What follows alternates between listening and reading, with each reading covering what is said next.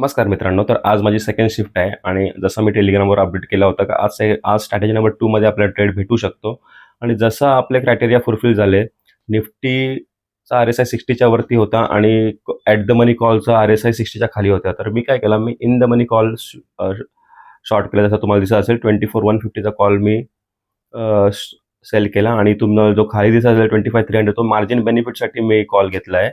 आणि जसा मी ट्रेड घेतला तर लगेच माझ्या साईटने मोमेंटम केला आणि जसा आपला 1500 पॉईंट खाली आला तसाच मी आपला स्टॉप लॉस ट्रेल केला. आणि जसा आपला स्ट्रॅटेजी नंबर 2 चा रूल्स आहेत का आपल्याला टार्गेट हा 50 पॉईंटचा ठेवायचा आहे.